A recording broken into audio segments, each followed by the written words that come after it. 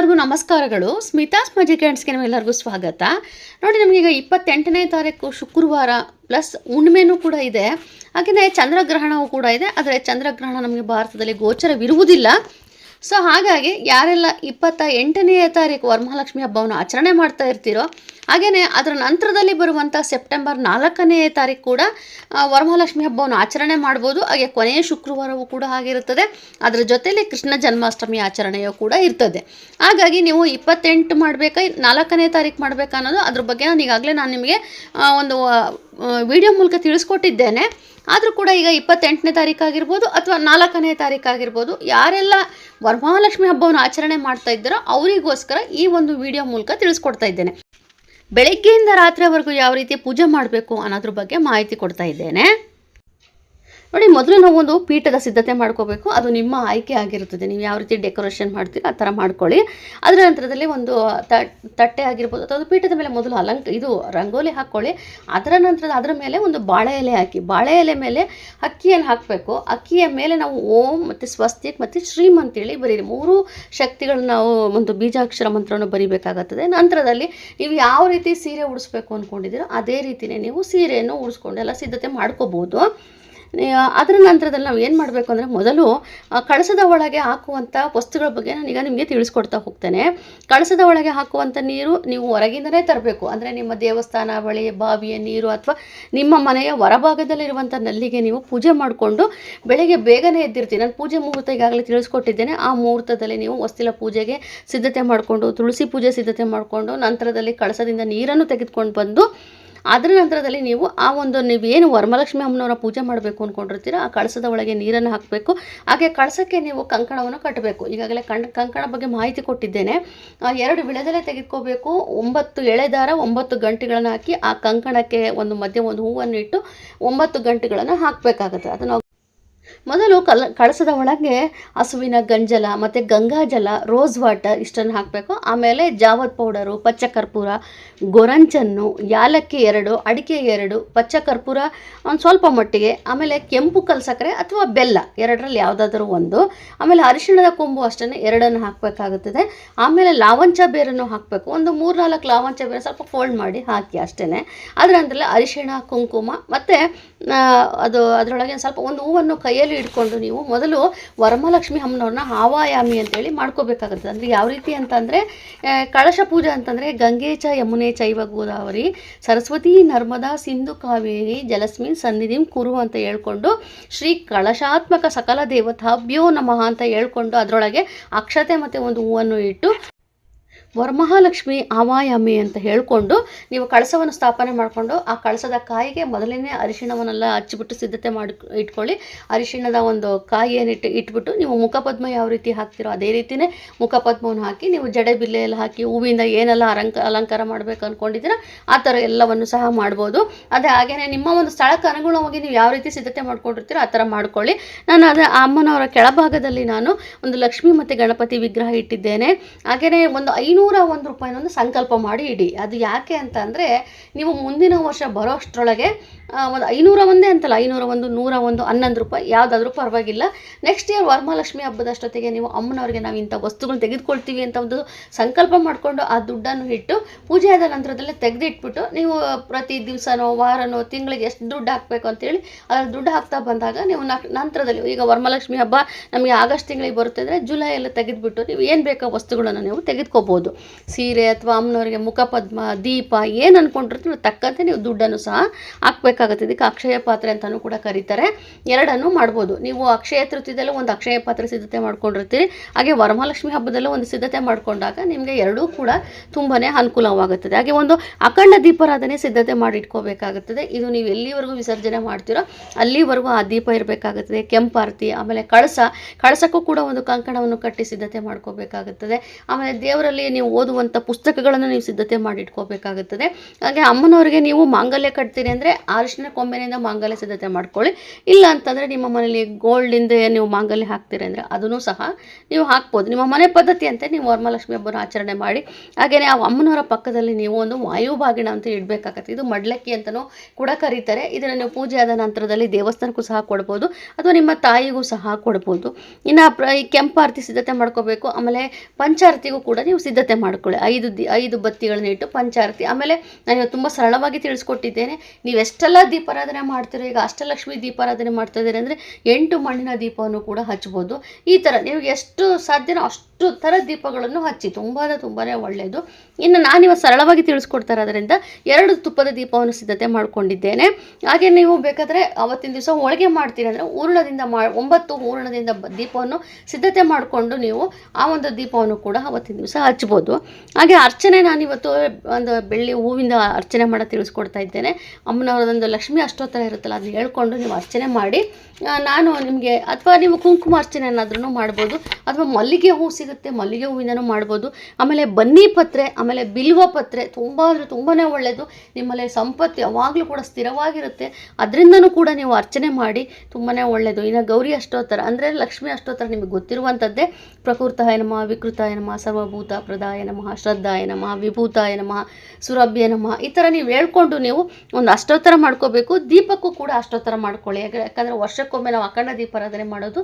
ದೀಪಕ್ಕೂ ಕೂಡ ಒಮ್ಮೆ ಅರ್ಚನೆ ಮಾಡ್ಕೊಳ್ಳಿ. ಅರ್ಚನೆ ಎಲ್ಲ ಆದ ಮೇಲೆ ನೀವು ಏನು ಹೂರಣದಿಂದ ದೀಪ ಸಿದ್ಧತೆ ಮಾಡ್ಕೊಂಡಿರ್ತೀರೋ, ಅಥವಾ ಅಕ್ಕಿ ಹಿಟ್ಟಿನ ದೀಪ ಸಿದ್ಧತೆ ಮಾಡ್ಕೊಂಡಿರ್ತೀರಿ, ಅಥವಾ ತುಪ್ಪದ ದೀಪ ಯಾವುದಿರುತ್ತೋ ಅದೇ ಒಂದು ದೀಪವನ್ನು ಬೆಳಗಬೇಕಾಗುತ್ತದೆ. ಇದನ್ನು ನೀವು ಬೆಳಗ್ಗೆ ಸಮಯದಲ್ಲಿ ಪೂಜೆ ಮಾಡುವಂಥ ವಿಧಾನ ಇದಾಗಿರುತ್ತದೆ. ಸಂಜೆಯೂ ಕೂಡ ನೀವು ದೀಪಾರಾಧನೆ ಮಾಡಲೇಬೇಕಾಗುತ್ತದೆ. ಅದು ನಮಗೆ ಅದು ಪ್ರತಿ ಶುಕ್ರವಾರ ಮಾಡಿದ್ರೆ ಒಳ್ಳೆಯದು. ಅದರಲ್ಲೂ ವಿಶೇಷವಾಗಿ ಇವತ್ತಿನ ದಿವಸ ವರಮಹಾಲಕ್ಷ್ಮಿ, ಸಂಪತ್ ಗೌರಿ, ಅದರ ಜೊತೆಲಿ ವೈಭವಲಕ್ಷ್ಮಿ 3 ಅಮ್ಮನವರ ಪೂಜೆ ಮಾಡ್ತಾ ಇರ್ತೇವೆ. ವಿಶೇಷವಾದ ಶಕ್ತಿ ಇರುತ್ತೆ. ಇದನ್ನು ನೀವು ಮಿಸ್ ಮಾಡ್ಕೊಳ್ಳೋದಕ್ಕೆ ಹೋಗಬೇಡಿ. ಇದನ್ನು ಮಾಡ್ಕೋಬೇಕಾಗುತ್ತದೆ. ಆಮೇಲೆ ಏನು ನೀವು ಒಂದು ಕಾಯಿ ಸಂಕಲ್ಪ ಮಾಡಿ ಇಟ್ಕೊಂಡಿರ್ತೀರೋ, ಆಮೇಲೆ ನೀವು ಇನ್ನೊಂದು ತಿಳ್ಕೊಬೇಕು, ವಾಯುಭಾಗಿಣದ ಪಕ್ಕ ಇಟ್ಟಿರುವಂಥ ಕಾಯಿ ಹೊಡಿಬಾರ್ದು. ನೀವು ಸಪ್ರೇಟಾಗಿ ಒಂದು ಕಾಯಿಯನ್ನು ಹೊಡೆದು ನಾವು ಮಂಗಳಾರತಿ ಮಾಡ್ಕೋಬೇಕಾಗುತ್ತದೆ. ನೋಡಿ, ನಾನು ಪಂಚಾರತಿ ತಿಳಿಸ್ಕೊಡ್ತಾ ಇದ್ದೇನೆ. ವಾಯುಭಾಗಿಣ ಜೊತೆಲಿ ಕಾಯಿಯನ್ನು ಏನು ಮಾಡಬೇಕು ಅಂತಂದರೆ, ಪೂಜೆ ಎಲ್ಲ ಆದ ಮೇಲೆ ನೀವು ಬೆಳಿಗ್ಗೆ ಯಾರ ನಿಮ್ಮ ಹಿತೈಷಿಗಳನ್ನ ದಂಪತಿ ಸಮೇತ ಕರೆದ್ರೆ ಒಳ್ಳೆಯದು. ಅಂದರೆ ಅವ್ರನ್ನ ನಾವು ವಿಷ್ಣು ಲಕ್ಷ್ಮೀ ಸ್ವರೂಪ ಅಂತ ನೋಡ್ತೀವಿ. ಅವ್ರಿಗೊಂದು ಪ್ರಸಾದವನ್ನು ಕೊಟ್ಟು, ಅಂದರೆ ನೀವೇನು ಅಡುಗೆ ಮಾಡಿರ್ತೀರೋ ಅವ್ರಿಗೆ ಊಟಕ್ಕೆ ಕೊಟ್ಬಿಟ್ಟು, ಅದರ ನಂತರದಲ್ಲಿ ಅವರಿಂದ ಒಂದು ಅವ್ರ ಕೈಲಿ ಅಕ್ಷತೆ ಕೊಟ್ಟು ಅವರಿಂದ ಆಶೀರ್ವಾದ ತೆಗೆದುಕೊಂಡು ನೀವು ವಾಯುಭಾಗಿಣ ಅವ್ರಿಗೆ ಕೊಡ್ಬೋದು. ಅದು ಯಾವಾಗ ಅಂತಂದರೆ ದೇವಸ್ಥಾನ ತುಂಬ ದೂರ ಇದೆ, ನೀವು ಹೋಗೋದಕ್ಕೆ ಆಗೋದೇ ಇಲ್ಲ ಅಂತ ಪಕ್ಷದಲ್ಲಿ ಈ ರೀತಿ ಮಾಡಿ. ಒಂದು ಪಕ್ಷ ನಿಮಗೆ ದೇವಸ್ಥಾನ ತುಂಬ ಹತ್ತಿರ ಇದೆ ಅಂತಂದರೆ ದೇವಸ್ಥಾನಕ್ಕೂ ಸಹ ನೀವು ಹೋಗಿ ಕೊಟ್ಬಂದು ನೀವು ದೇವರಿಗೆ ಪೂಜೆ ಮಾಡ್ಕೋಬೋದು. ಅದು ಕೂಡ ತುಂಬ ಜನ ಅಂದ್ಕೊಳ್ತಾರೆ ಲಕ್ಷ್ಮೀ ಪೂಜೆ ದಿವಸನೇ ನಾವು ಹೊರ ಕೊಡಬೇಕಾ ಅಂತೇಳಿ. ಖಂಡಿತ ಆ ಥರ ಅರ್ಥ ಅಲ್ಲ. ಇದು ಅವತ್ತಿನ ದಿವಸ ಲಕ್ಷ್ಮಿಗೆ ಕೊಡುವಂಥ ವಾಯುಭಾಗಿಣ. ಅದು ನೀವು ಅರ್ಥ ಮಾಡ್ಕೊಳ್ಳಿ. ಮನೆಯಲ್ಲಿ ನಾವು ಪೂಜೆ ಮಾಡೋದಕ್ಕಿಂತ ದೇವಸ್ಥಾನದಲ್ಲಿ ತುಂಬ ಶಕ್ತಿ ಇರುತ್ತೆ. ಅಲ್ಲಿ ನಾವು ಅಮ್ಮನವ್ರ ಬಾಗಿಣ ಕೊಟ್ಟಾಗ ನಮಗೆ ತುಂಬ ಒಳ್ಳೆಯದಾಗ್ತಾ ಹೋಗುತ್ತದೆ. ಹಾಗಾಗಿ ನಾವು ಆ ಥರ ಮಾಡ್ಕೋಬೇಕಾಗುತ್ತದೆ. ನೋಡಿ, ಇದಿಷ್ಟು ನೀವು ಪೂಜಾ ವಿಧಾನ. ಸಂಜೆ ಸಮಯದಲ್ಲಿ ಏನು ಮಾಡಬೇಕು ಅಂತಂದರೆ, ಬೆಳಗ್ಗೆ ಇಷ್ಟೆಲ್ಲ ಮಾಡಿರ್ತೀರಿ, ಪ್ರಸಾದ ದೇವರಿಗೆ ನೈವೇದ್ಯ ಮಾಡಿರ್ತೀರಿ, ವಸ್ತಿಲ ಪೂಜೆ, ತುಳಸಿ ಪೂಜೆ, ಮೊದಲು ಕುಲದೇವರಿಗೆ ಮತ್ತು ಗಣೇಶನ ಪೂಜೆ ಮಾಡಿಕೊಂಡು ನಂತರದಲ್ಲಿ ನಾವು ವರಮಹಾಲಕ್ಷ್ಮಿ ಪೂಜೆ ಮಾಡ್ಕೋಬೇಕಾಗುತ್ತದೆ. ಬೆಳಗ್ಗೆ ವರಮಹಾಲಕ್ಷ್ಮಿ ಪೂಜೆ ಮತ್ತು ಸಂಪತ್ ಗೌರಿ ಪೂಜೆ ಎರಡನ್ನೂ ಸಹ ಮಾಡಿರ್ತೀರಿ. ಸಂಜೆಯ ಸಮಯದಲ್ಲಿ ಈಗಾಗಲೇ ಪೂಜಾ ಮುಹೂರ್ತದಲ್ಲಿ ತಿಳಿಸ್ಕೊಟ್ಟಿದ್ದೇನೆ. ಸಂಜೆ ಕೂಡ ಯಾವ ಸಮಯದಲ್ಲಿ ನೀವು ಮಾಡಬೇಕು ಅಂತೇಳಿ. ಬೆಳಗ್ಗೆ ಸಿಂಹ ಲಗ್ನದಲ್ಲಿ ಮಾಡ್ಕೊಳ್ಳಿ. ಸಂಜೆ ಒಂದು ಸಮಯ ತಿಳಿಸ್ಕೊಟ್ಟಿದ್ದೇನೆ ಯಾವುದು ಅಂತೇಳಿ. ಆ ಒಂದು ಸಮಯದಲ್ಲಿ ನೀವು ಪೂಜೆ ಮಾಡ್ಕೋಬೇಕಾಗುತ್ತದೆ. ಆಗ ನೀವು ವೈಭವಲಕ್ಷ್ಮಿ ಪೂಜೆ ಮಾಡುವಂಥ ಸಂದರ್ಭದಲ್ಲಿ ಬೆಳಗ್ಗೆ ಮಾಡಿರುವ ಪ್ರಸಾದನ ಇಡೋಕ್ಕೆ ಹೋಗಬಾರ್ದು, ಅದು ತಂಗಳಾಗುತ್ತೆ. ಸೊ ನೀವು ಸಪ್ರೇಟಾಗಿ ಸ್ವಲ್ಪ ಮಟ್ಟಿಗೆ ಫ್ರೆಶ್ ಆಗಾದರೂ ಅನ್ನ ಮಾಡಿ ಅದಕ್ಕೆ ಮೊಸರನ್ನ ಹಾಕಿ, ಆಮೇಲೆ ದಾಳಿಂಬೆ ಹಣ್ಣನ್ನು ಇಟ್ಬಿಟ್ಟು ಅದಕ್ಕೊಂದು ದೇವರಿಗೆ ನೈವೇದ್ಯ ಮಾಡಿದ್ರೆ ಒಳ್ಳೆಯದು. ಒಂದು ಸಿಹಿಯನ್ನು ಮಾಡಿಲ್ಲ ಅಂದರೆ ಪಂಚಾಮೃತ ಅಭಿಷೇಕವನ್ನು ಮಾಡಿ ಕೂಡ ದೇವರಿಗೆ ನೈವೇದ್ಯ ಮಾಡ್ಬೋದು. ಬೆಳಗ್ಗೆ ಆಮೇಲೆ ಸಂಜೆ ವೈಭವಲಕ್ಷ್ಮಿ ಪೂಜೆನ ಮಾಡಿರ್ತೀರಿ. ಮಾಡಲೇಬೇಕು ಅಂತಲ್ಲ, ನಿಮಗೆ ಅದು ಪದ್ಧತಿ ಇದ್ದರೆ ನೀವು ಅದನ್ನು ಆಚರಣೆ ಮಾಡ್ಕೊಂಬಂದಿದ್ರೆ ಮಾಡಿ ಅಷ್ಟೇ. ಇಲ್ಲಾಂದರೆ ಸಂಜೆ ಮತ್ತೊಮ್ಮೆ ನೀವು ಏನು ಮಾಡಬೇಕು ಅಂತಂದರೆ, ಎಲ್ಲರೂ ಬರೋದಕ್ಕಿಂತ ಮುಂಚೆ ಒಮ್ಮೆ ಅಮ್ಮನವರ ಒಂದು ಅಷ್ಟೋತ್ತರ ಅಥವಾ ಲಲಿತಾ ಸಹಸ್ರನಾಮ, ಶ್ರೀ ಸೂಕ್ತ ಅಥವಾ ಕನಕದಾರ ಸ್ತೋತ್ರ ಇದು ಹೇಳ್ಕೊಂಡು ಅಮ್ಮನವ್ರಿಗೆ ಒಂದು ತುಪ್ಪದ ದೀಪವನ್ನು ಹಚ್ಚಿಟ್ಬಿಟ್ಟು ಒಂದು ಕಳಸವನ್ನು ಬೆಳಗಬೇಕು. ಕಳಸ ದಿನಕ್ಕೆ 3 ಸರಿ ಮಾಡಬೇಕು. ಆ ಶುಕ್ರವಾರದ ದಿವಸ ಬೆಳಗ್ಗೆ ನೀವು ಪೂಜೆ ಮಾಡುವಂಥ ಸಂದರ್ಭದಲ್ಲಿ ಮತ್ತು ಮಂಗಳಾರತಿ ಮಂಗಳಾರತಿ ಮಾಡ್ತಿರಲ್ಲ ಅವಾಗ, ಆಮೇಲೆ ಸಂಜೆ ಒಂದು ಸರಿ ಮಾಡಬೇಕು. ಆದರೆ ನೀವು ಈಗ ಶ್ರೀ ಸೂಕ್ತ ಅಥವಾ ಕನಕತರ ಸ್ತೋತ್ರ ಹೇಳ್ಕೊಂಡು ತುಪ್ಪದ ದೀಪ ಹಚ್ತಿರಲ್ಲ ಆ ಸಮಯದಲ್ಲಿ, ಅದರ ನಂತರದಲ್ಲಿ ಮನೆಗೆ ಬಂದಿರುವಂಥ ಮುತ್ತೈದರಲ್ಲಿರ್ತಾರೆ ಅವರೆಲ್ಲರೂ ಸೇರಿ ನೀವು ಈ ಒಂದು ಕಳಸವನ್ನು ಬೆಳಗ್ಗೆ, ಆಮೇಲೆ ನೀವು ರಾತ್ರಿ ಮಲಗುವಂಥ ಸಂದರ್ಭದಲ್ಲಿ ಕೆಂಪಾರತಿ ಮಾಡ್ತಿರಲ್ಲ ಆ ಒಂದು ಸಂದರ್ಭದಲ್ಲಿ ನಾವು 3 ರಿಂದ 4 ಬಾರಿ ನೀವು ಇದು ಕಳಸವನ್ನು ಬೆಳಗಬೇಕಾಗುತ್ತದೆ.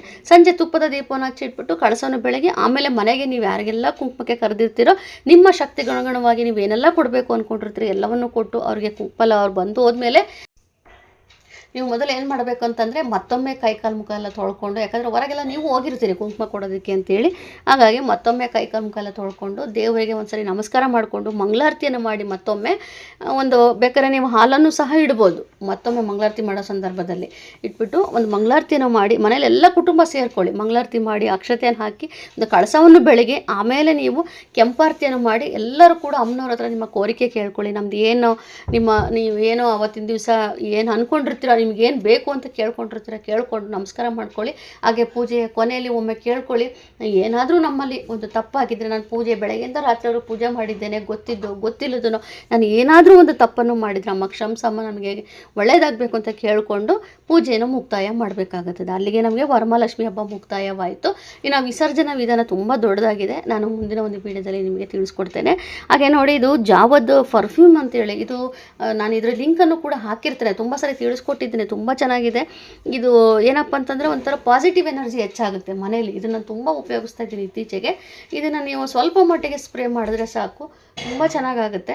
ಹಾಗಾಗಿ ಇದ್ರ ಜೊತೆಲೆ ಜಾವದ್ ಪೌಡರ್ ಕೂಡ ಸಿಗುತ್ತೆ. ನಾನು ಇದನ್ನು ನಿಮಗೆ ಒಂದು ಲಿಂಕ್ ಹಾಕ್ತೀನಿ ಯಾವುದರಿಂದ ಅಂತೇಳಿ, ಅದನ್ನು ನೀವು ಉಪಯೋಗಿಸ್ಕೊಳ್ಳಿ. ಜಾವದ್ ಪೌಡರು, ಆಮೇಲೆ ಇದು ಪರ್ಫ್ಯೂಮು, ಆಮೇಲೆ ನಿಮಗೆ ಇನ್ನೂ ಒಂದು ಏನಪ್ಪ ಅಂತಂದರೆ ಒಂದು ದೇವರಿಗೆ ಸಿಗುವಂಥ ವಸ್ತುಗಳು ಅಂದರೆ ಲಕ್ಷ್ಮೀ ಅಮ್ಮನ ಕವಡೆಗಳು ಇವೆಲ್ಲ ಕೂಡ ಸಿಗುತ್ತೆ ಆನ್ಲೈನಲ್ಲಿ, ಅದರದ್ದು ಕೂಡ ಬೇಕಾದ್ರೆ ನಿಮಗೆ ಲಿಂಕನ್ನು ಹಾಕ್ತೇನೆ. ಆಮೇಲೆ ಇದು ನೋಡಿ, ನವಿಲಿನ ಆಕಾರದಲ್ಲಿರುವಂಥದ್ದು, ಇದರೊಳಗೆ ನೀವು ದೀಪವನ್ನು ಸಹ ಇಟ್ಟು ಹಚ್ಬೋದು, ತುಂಬ ಚೆನ್ನಾಗಿರುತ್ತೆ. ಈಗ ಕೃಷ್ಣ ಜನ್ಮಾಷ್ಟಮಿನೂ ಬರ್ತಾ ಇದೆ, ವರಮಹಾಲಕ್ಷ್ಮಿ ಹಬ್ಬ ಅಲ್ಲದೇನೆ ಕೃಷ್ಣ ಜನ್ಮಾಷ್ಟಮಿಯಲ್ಲೂ ಕೂಡ ನೀವು ಇದನ್ನು ತೆಗೆದುಕೊಂಡು ನೀವು ಒಂದು ಅಲಂಕಾರ ಮಾಡ್ಬೋದು, ತುಂಬ ಚೆನ್ನಾಗಿರುತ್ತೆ ಇದು. ಇದರ ಲಿಂಕನ್ನು ಸಹ ನಾನು ನಿಮಗೆ ಹಾಕ್ತೇನೆ, ನೋಡಿ ಬೇಕಾದರೆ. ಇನ್ನೇನು ಕೃಷ್ಣ ಜನ್ಮಾಷ್ಟಮಿ ನಮಗಿನ ಒಂದು ವಾರ ಇದೆ, ಅಷ್ಟರಲ್ಲಿ ನೀವು ತೆಗೆದುಕೋಬೋದು. ಇದು ತುಂಬ ಚೆನ್ನಾಗಿದೆ, ಕ್ವಾಲಿಟಿನೂ ಕೂಡ ಚೆನ್ನಾಗಿದೆ, ನನಗೆ ಪರ್ಸನಲಿ ಇಷ್ಟ ಆಯಿತು. ಇದನ್ನು ಕೂಡ ತೋರಿಸ್ತೇನೆ. ಆಮೇಲೆ ಇದು ನೋಡಿ, ತುಂಬ ಜನಕ್ಕೆ ಇದು ಉಪಯೋಗ ಆಗುತ್ತೆ. ಇದರಲ್ಲಿ 2 ರೀತಿ ತೆಗೆದುಕೊಂಡಿದ್ದೇನೆ, ಇನ್ನೊಂದು ವಿಡಿಯೋ ಮಾಡಿಲ್ಲ ನಾನು ಇನ್ನೂ. ಇದು ದೀಪಕ್ಕೆ ಹಾಕುವಂಥದ್ದು. ಈಗ ಏನಾಗುತ್ತೆ ಅಂದರೆ ಕೆಲವೊಂದು ದೀಪಗಳು ಹಚ್ಚಿದ ತಕ್ಷಣ ಎಣ್ಣೆ ಕೆಳಗೆ ಸೋರ್ತಾ ಇರುತ್ತೆ, ಆಮೇಲೆ ಹಚ್ಚಬೇಕಾದ್ರೂ ಕೂಡ ನಾವು ಕೂಡ ತಪ್ಪು ಮಾಡಿರ್ತೇವೆ, ಬತ್ತಿ ತುಂಬ ಉದ್ದ ಮಾಡುವಂಥದ್ದು ಇವೆಲ್ಲ ಮಾಡಿರ್ತೇವೆ. ಅದಕ್ಕೆ ಅದ್ರ ಬದಲಿಗೆ ನೀವು ಏನು ಮಾಡ್ಬೋದು ಅಂದರೆ, ನೀವು ಯಾವುದೇ ದೀಪ ಹಚ್ಚಿರಿ, ಕಾಮಾಕ್ಷಿ ದೀಪ ಹಚ್ಚಿ, ಮಣ್ಣಿನ ದೀಪ ಹಚ್ಚಿ, ಏನೇ ಹಚ್ಚಿ, ಇದರಲ್ಲಿ 10 ರಿಂದ 12 ಪೀಸ್ ಇರುತ್ತೆ. ಇದು ರೀಸನಬಲ್ ರೇಟಲ್ಲೇ ಇದೆ, ಪ್ರತಿಯೊಂದು ಕೂಡ ಕಡಿಮೆ ರೇಟ್ ಇರೋ ರೀತಿಯಲ್ಲೇ ನೋಡಿ ನಾನು ನಿಮಗೆ ಲಿಂಕನ್ನು ಹಾಕಿರ್ತೇನೆ, ನೀವು ಬೇಕಾದ್ರೆ ಬೈ ಮಾಡ್ಬೋದು. ನೋಡಿ, ಇದರಲ್ಲಿ 10 ರಿಂದ 12 ಇರುತ್ತೆ. ಒಂದೊಂದು ಪೀಸಲ್ಲೂ ಕೂಡ ನೀವು ಮಧ್ಯ ಬತ್ತಿ ಹಾಕ್ಬಿಟ್ಟು ನೀವು ದೀಪದಲ್ಲಿ ಹಾಕಿದಾಗ ದೀಪನೂ ಕೂಡ ಬತ್ತಿ ಎಣ್ಣೆ ಖಾಲಿ ಆಗೋವರೆಗೂ ಉರಿತಾನೆ ಇರುತ್ತೆ, ತುಂಬ ಚೆನ್ನಾಗಿರುತ್ತೆ. ಆದರೆ ನಾವು ಒಂದು ಗಮನದಲ್ಲಿ ಇಟ್ಕೋಬೇಕು, ಇದು ಅಖಂಡ ದೀಪಾರಾಧನೆಗೆ ಬರೋದಿಲ್ಲ. ಅಖಂಡ ದೀಪಾರಾಧನೆಗೆ ಯಾವುದೇ ರೀತಿ ಇದನ್ನು ನಾವು ಇಂಥವೆಲ್ಲ ಉಪಯೋಗಿಸೋಕ್ಕೆ ಹೋಗಬಾರ್ದು, ನಾವು ರಿಸ್ಕ್ ತೆಗೆದುಕೊಂಡಂಗೆ ಆಗುತ್ತೆ. ಇನ್ನು ಮುಂದಿನ ಒಂದು ವಿಡಿಯೋದಲ್ಲಿ ನಾನು ವಿಸರ್ಜನೆ ಬಗ್ಗೆನೂ ಕೂಡ ಸಾಕಷ್ಟು ಮಾಹಿತಿ ಕೊಡ್ತೇನೆ. ಹಾಗೆ ನೋಡಿ, ಶುಭ ಮುಹೂರ್ತ ಅಂತ ಬಂದಾಗ ಈಗಾಗಲೇ ವಿಡಿಯೋ ಮೂಲಕ ತಿಳಿಸ್ಕೊಟ್ಟಿದ್ದೇನೆ, ಹಾಗೆ ಆದ್ರೂ ಮತ್ತೊಮ್ಮೆ ಹೇಳೋಣ ಅಂತ. ಈಗ ಬ್ರಾಹ್ಮಿ ಮುಹೂರ್ತ ಬೆಳಗ್ಗೆ 4:38 5 ಗಂಟೆ 26 ನಿಮಿಷವಿರುತ್ತದೆ. ಇನ್ನು ಸಿಂಹ ಲಗ್ನ ಅಂತ ಬಂದಾಗ 5 ಗಂಟೆ 7 ನಿಮಿಷದಿಂದ 7 ಗಂಟೆ 29 ನಿಮಿಷವಿರುತ್ತದೆ. ಅದರ ಮಧ್ಯದಲ್ಲಿ ನಮಗೆ ಒಂದು ಗ್ರಹಣದ ಸಮಯವಿರುತ್ತೆ, ಅನ್ವಯ ಆಗೋಲ್ಲ ಅಂತಂದ್ರೂ ಕೂಡ ಸ್ವಲ್ಪ ಸಮಯ ಇರುತ್ತೆ, ಅದನ್ನು ನನ್ನ ಒಂದು ವಿಡಿಯೋದಲ್ಲಿ ನೋಡಿ ನೀವು. ಹಾಗೆ ಸಾಯಂಕಾಲದ ಶುಭ ಮುಹೂರ್ತ ಅಂತ ಬಂದಾಗ ಸಾಯಂಕಾಲ 6 ಗಂಟೆ 16 ನಿಮಿಷದಿಂದ 7 ಗಂಟೆ 52 ನಿಮಿಷ, ಇದು ತುಂಬಾ ಒಳ್ಳೆಯ ಸಮಯವಿರುತ್ತದೆ.